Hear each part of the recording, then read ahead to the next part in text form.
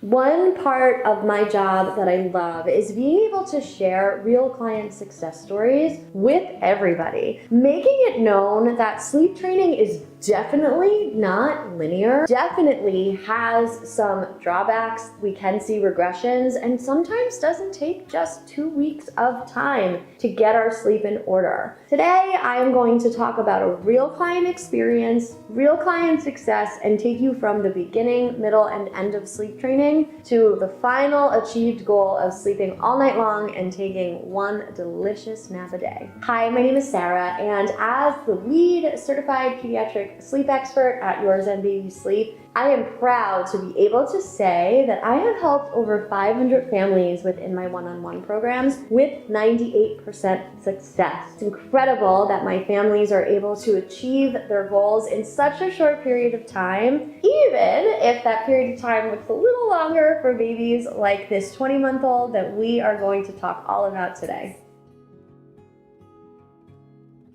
To protect the family's anonymity, I am going to use a name that is not anywhere nearly related to the baby's actual name, and this will be Cecilia. We are talking about a 20-month-old toddler girl, not really baby girl, and when the parents came to me, they said that they had attempted sleep training at around 9 or 10 months, and they were successful for a short period of time where the method they used, which was similar to Ferber or time checks, they would go in, check on her briefly, and leave. They got to a place where the child was able to fall asleep independently in her crib. However, after a brief sickness, the baby ended up starting to co-sleep with mom and dad again, and upon trying to put her back in the crib, they noticed vomiting behavior started to develop. So anytime this child would get in the crib, she would vomit. And at that point, the parents said, no way, we cannot let her be in the crib, and forget it, just come sleep with us. The family also had a living situation in which the grandparents lived with them the majority of the year. So there were a lot of different opinions regarding sleep and the way to manage sleep.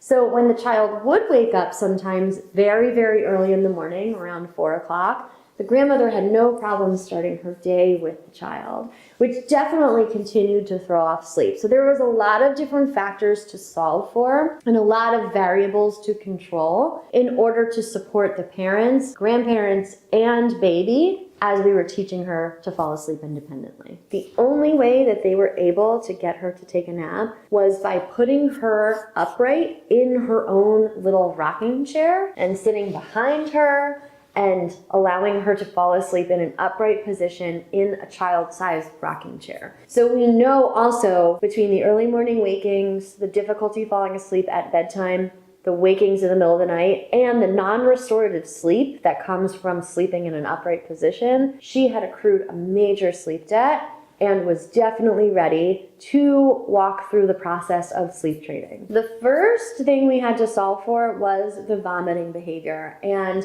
as the process continued, what I want you to pay attention to is that pooping behavior then became part of the equation. So not only were we managing any vomiting that might happen at bedtime, we were also managing on-demand pooping that was happening during naps and bedtime as well. Putting that to the side for a second, what I created the program surrounding was teaching Cecilia how to fall asleep using time checks, because we know that was a method that worked successfully the first time. Typically when a method works one time, it's going to continue to work for that child over the years. We know that we had to set up the grandparents in a space where they knew that this was really important for the parents to be able to get sleep, and did a little education with the grandparents about the importance of long consecutive hours of sleep and not sleeping upright in a rocking chair or not waking up at 4 in the morning to start the day. After laying that groundwork, we were able to walk through the process of time checks, but the specifics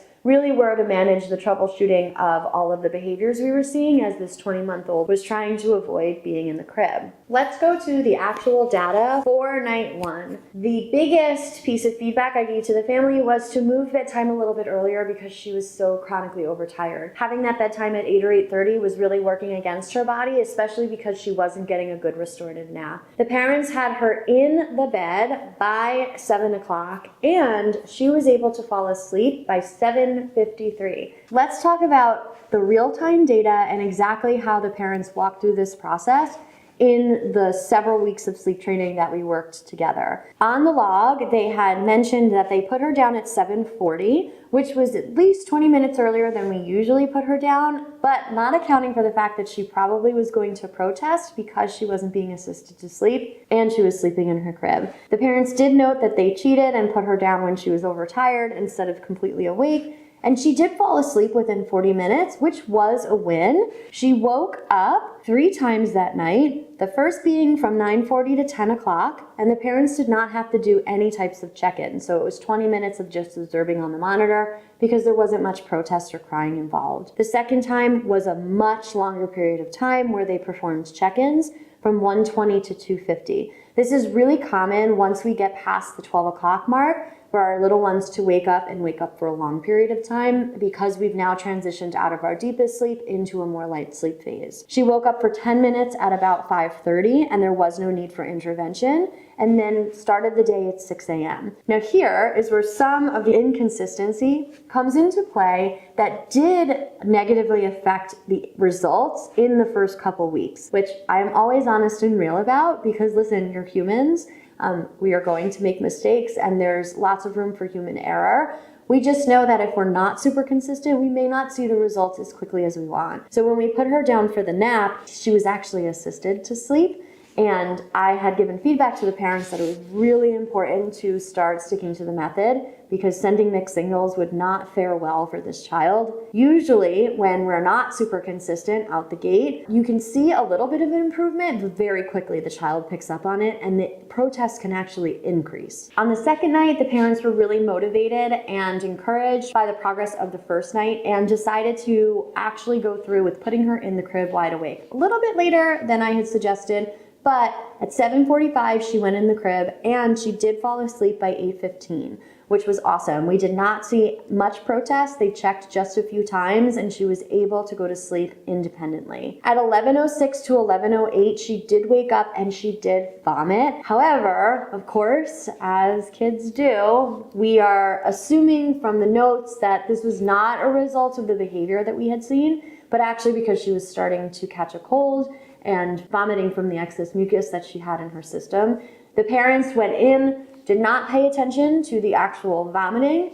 They cleaned everything up, they cleaned her up, they changed the sheets, they did all of the things, they put her back, and she went to sleep right away. So we know that she was tired, and the awesome part is she slept straight through until 6 a.m., probably because at the beginning of the night she was put to sleep from an awake state. And even when there was the vomiting, it was taken care of. She was comfortable. She knew that she was supported, put right back in the crib, and she understood the process from that point. The really cool part is that we know that she started this cold. It was just a head cold, common cold. There wasn't a fever, just some congestion, runny nose, and a little bit of coughing. And she actually started to sleep so well. For this next week, we didn't see any vomiting behavior. She fell asleep from night 3 to night 7 on average within 15 to 20 minutes, not requiring any check-ins. And her wake-ups in the middle of the night were very brief, anywhere from 5 to 10 minutes, and usually only waking once or twice at nighttime, also not requiring parental intervention because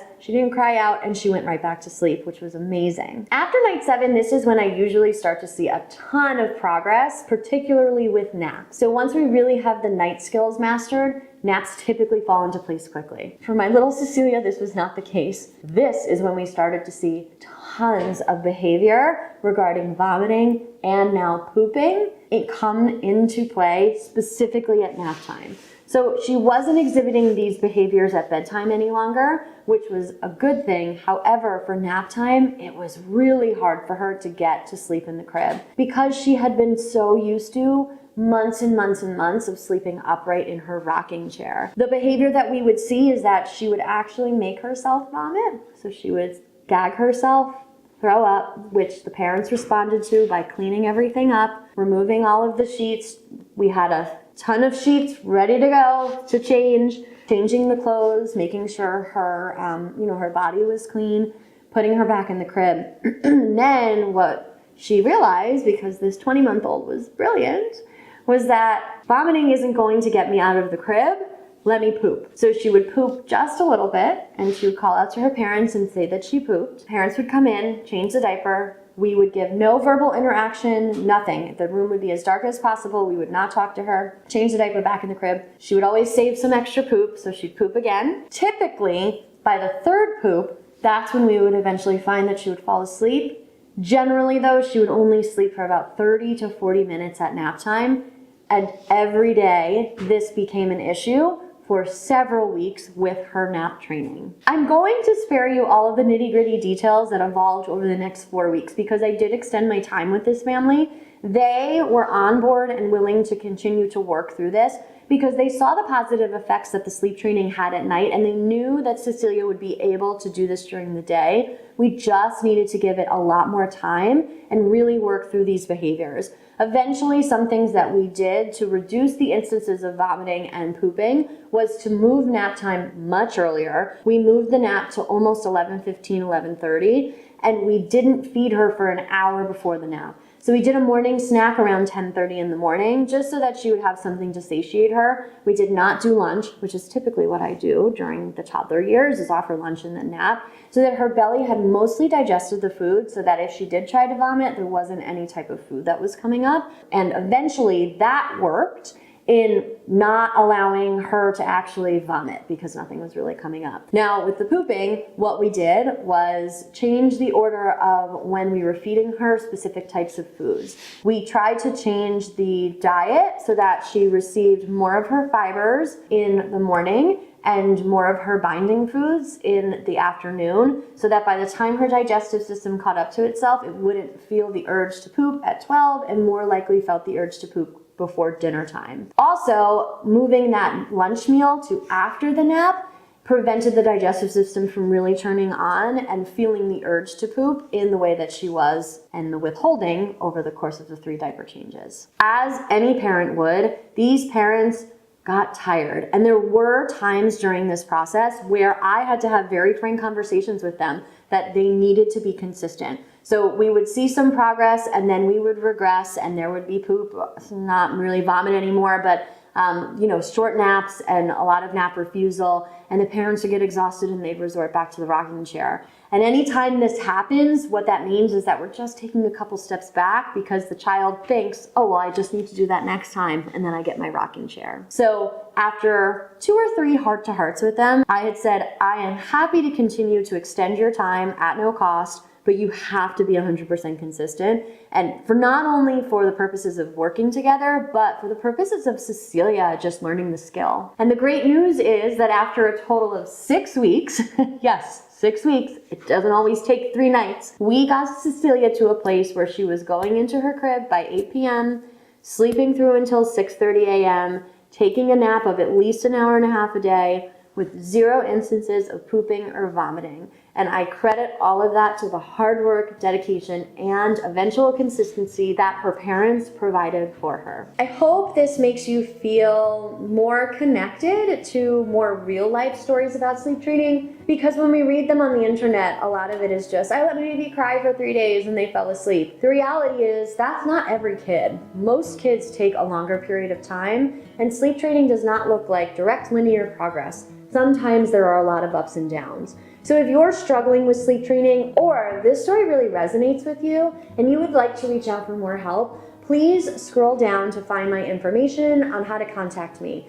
YourZenBabySleep.com is my website. There are links there. to book a call, to learn more about my one-on-one programs. And while you're on your way, be sure to give this video a thumbs up and leave a comment if you have questions about sleep training or the way that I help support families. I'd also love for you to subscribe and turn on notifications so you are the first to know when I release my new sleep content. As always, from my living room to yours, thank you so much for joining me today, and I can't wait to see you next time.